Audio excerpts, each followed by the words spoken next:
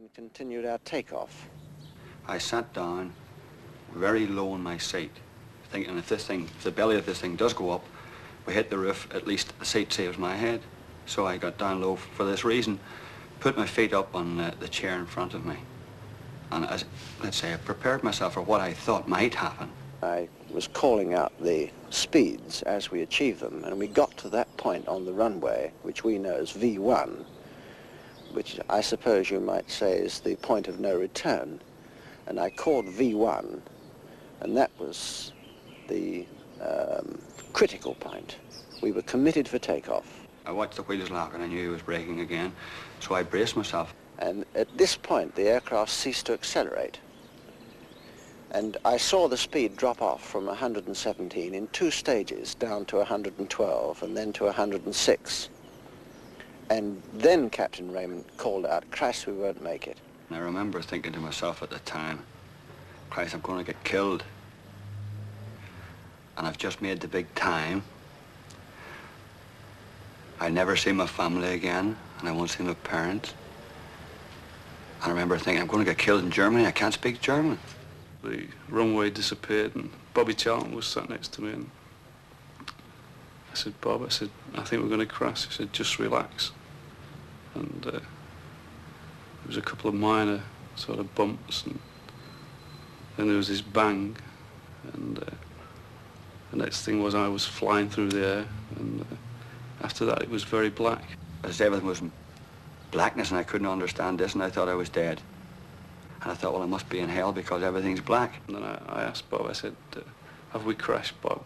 There I'm without a jacket that's been ripped off and his shoes had been torn away, and I'm asking Bob if we'd crashed. I don't know what I thought had happened to us. So the people who I think are absolutely magnificent were the people who were conscious. You know, Harry Gregg, who was one of the heroes, Peter Howard, the Daily Mail photographer. He went back in to save lives.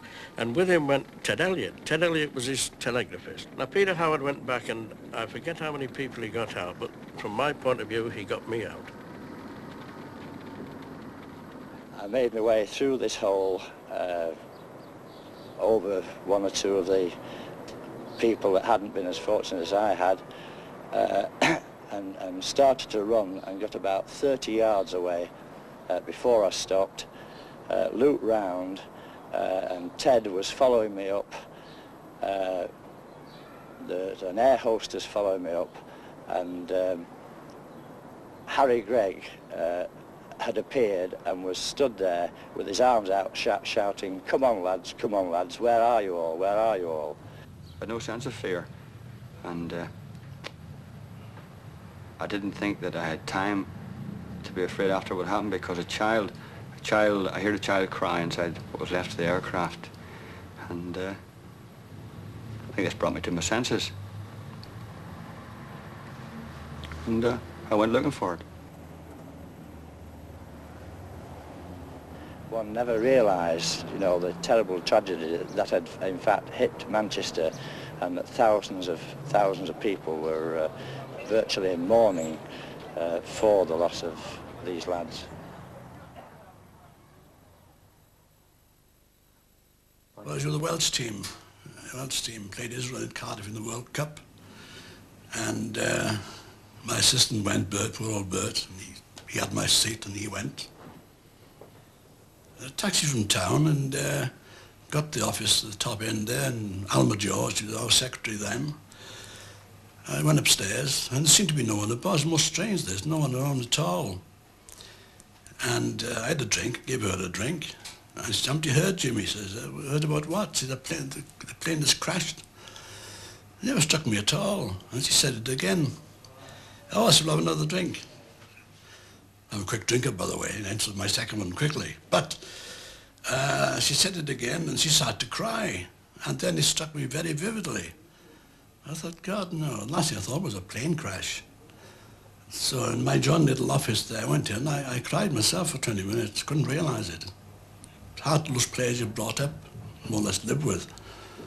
Very difficult. They start to go into different funerals, you know, it's very, very hard. And probably two will get buried the same day. But, you know, people everywhere, you know, inside and offices and outside particularly.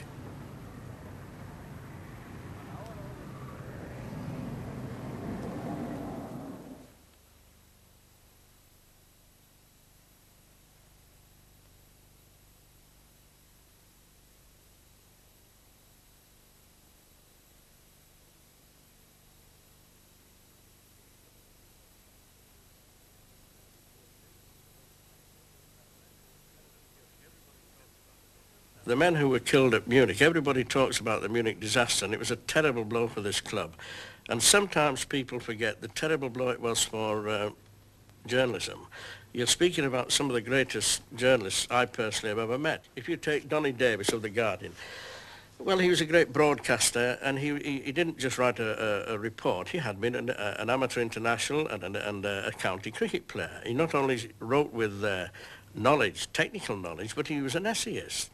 Then you got Henry Rose of the Daily Express. Henry Rose was a great populist. He always used to say, people who follow sport want an argument. They want a discussion. So therefore, I'm there. Let's find out what the person in the 4-ale bar is arguing about, and I will provide it. You'd got George Follows of the Daily Herald. George Follows was a magnificent writer. He could have gone to Oxford, and he was just on the verge of going to Fleet Street, and I'm in no doubt at all that he would have ended up the best sports writer I've ever known. On the Daily Mail, you'd got Eric Thompson. He was also, he could have been a professional footballer, but he was not only a good technician that way, he had a marvellous sense of humour, and he used to illustrate his points with beautiful thumbnail sketches. So they were special people. Then you come on to Frank Swift. You see, he was a great personal friend. Swifty was not a journalist as you and I would understand it, but he was employed by the News of the World to give his opinions on the game. He got a tremendous sense of humour. And not only that, whatever he wrote or got the ghostwriter to do always had the mark of authority. Well, Archie Legg was also a fantastic technician, both on cricket and on soccer. And he was doing marvellous work for the Daily Mirror. When he expressed an opinion about players read him because his opinion meant something. And then, of course, the two local papermen, Tom Jackson of the Evening News and Alf Clark of the Evening Chronicle.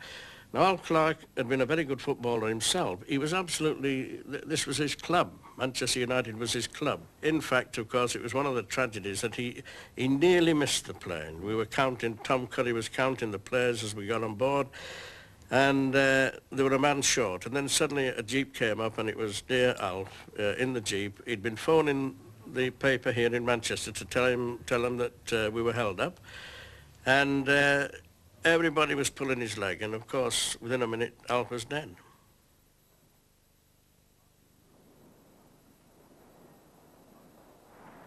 And if you want to know why so many lives were saved, it was really the incredible pre-planning of Professor Maurer and his staff. Maurer was not only a great surgeon, he was a marvellous organiser. And it was his assistant, the neurosurgeon, Professor Frank Kessel, who became like a surrogate father to me. He went out, and he was a man who escaped from Hitler in the war, and he worked in Manchester at Manchester Royal, and he saw Big Swifty. Das ist ein englischer Fußballspiel. That was the first time they knew that it was an English football team. And he told me afterwards, I was lying beside Big Frank, and we were both bleeding from the mouth. But he said, alas, your dear friend died within a few minutes of being taken into our hospital. He said the belt had ruptured the main aorta artery, and Swifty died. I'd worked with Matt, and he was sort of semi-conscious in a fashion. He said, "It's you, Jimmy?" And he said, "Keep the flag flying." Johnny Berry's on the next bed there. Tubes everywhere in his ears, no, he was fed to the feet. And apparently he was unconscious for weeks. It was Johnny Berry. How he survived, I wouldn't know. And next to him was the great Edwards. And I sat with him for a while. He was sort of semi-conscious. And he turned his head and he said, "You, Jimmy?" And he said, "What time's the kick-out tomorrow?" Poor fellow. Now that boy was mortally wounded, mortally injured, and the first thing he was thinking about was playing for United. Now that explains Duncan Edwards' character better than any words of mine. And then this particular morning, 17 days I think it was, but anyway, Dr. Graham Taylor of the BEA, as it then was, came in the room. He was talking to Jackie Blanchflower next bed to me, and as he got to the door, it's inscribed on my mind forevermore. As he turned the door, He just said, I think you'll be able to stand the shock, but don't tell Matt. I'm afraid that Duncan couldn't quite make it. He died early this morning. Now, when he said that, that was the first time I thought, I can't live. If Duncan Edwards can't survive, how can I survive? Selfish attitude. And I felt as though I was going straight through the bed. And then Jackie was shouting, you know, he was crying. And I said, there's no use, Jackie, he's gone. You've got to get yourself well, son. And I heard someone say Duncan Edwards had died. I knew something terrible had happened. My wife, who was there, I said to her, you have to tell me what has happened. This is making me worse. So when I went through the names, she either nodded her head or left her head like that, which meant that one was saved, the other was dead.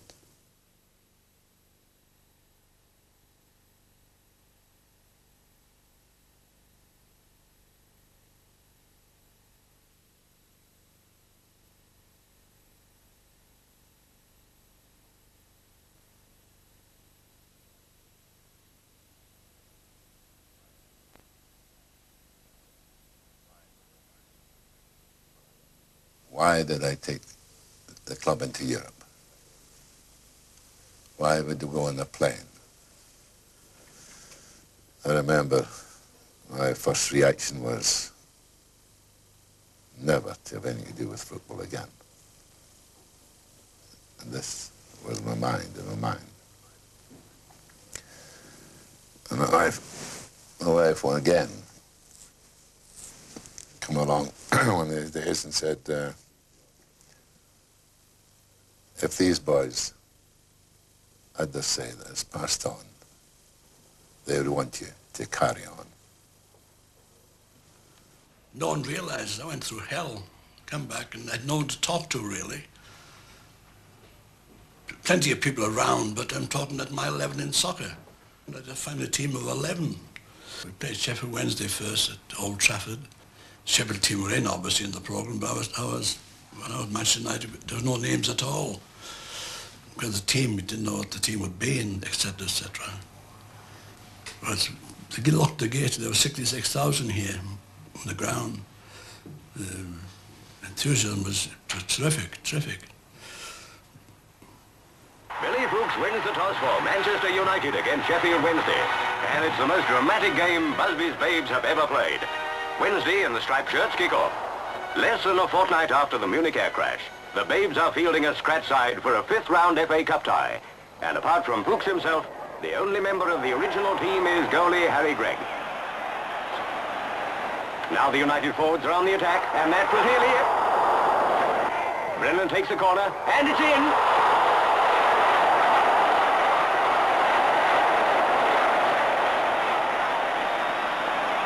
Pearson shot rebounds, but Seamus Brennan's there to land a beauty.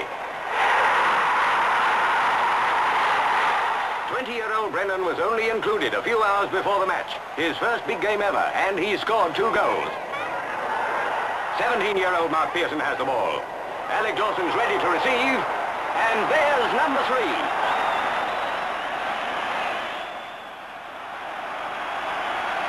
So Professor Maurer and 30 of his colleagues come to England to be welcomed by the Lord Mayor of Manchester and their hosts, Manchester United Football Club, which owes them so much. Ladies and gentlemen, I am speaking from my bed in the Eiser Hospital, Munich, where I have been since the tragic accident of just over a month ago. You will be glad, I am sure, to know that the remaining players here and myself are now considered out of danger. And this can be attributed to the wonderful treatment and attention given us by Professor Maurer and his wonderful staff who are with you today as guests of the club. I got the stage, I was in a way, I was terrified to come and look at the ground and feel the people at that time. And as I say, the biggest obstacle, once I'd done it and I'd forced myself to do it, I had to do it. there was a sudden relief.